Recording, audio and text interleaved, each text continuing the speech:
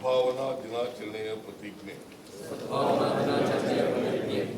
ಜಾತಿ, ಧರ್ಮ, ಪ್ರದೇಶ, ಮತ ಅಥವಾ ಭಾಷೆಯ ಭೇದ ಭಾವವಿಲ್ಲದೆ ಭಾರತದ ಎಲ್ಲಾ ಜನತೆಯ ಭಾವೈಕ್ಯ ಮತ್ತು ಸೌಹಾರ್ದಕ್ಕಾಗಿ ಕಾರ್ಯನಿರ್ವಹಿಸುತ್ತೇನೆಂದು ನಾನು ಪ್ರತಿಜ್ಞೆ ಮಾಡುತ್ತೇನೆ.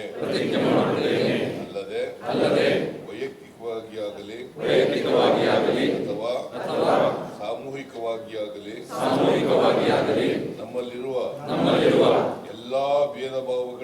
ಎಲ್ಲಾ ಭೇದ ಭಾವಗಳನ್ನು ಹಿಂಸಾಚಾರಕ್ಕೆ ಅವಕಾಶ ನೀಡದೆ ಸಮಾಲೋಚನೆ ಹಾಗೂ ಸಂವಿಧಾನಾತ್ಮಕ ಕ್ರಮಗಳ ಮೂಲಕ ಪರಿಹರಿಸುತ್ತೇನೆಂದು ಸಹ ಪ್ರತಿಜ್ಞೆ ಮಾಡುತ್ತೇನೆ. ಪ್ರತಿಜ್ಞಾವಿಧಿಯನ್ನು ಬೋಧಿಸಿದ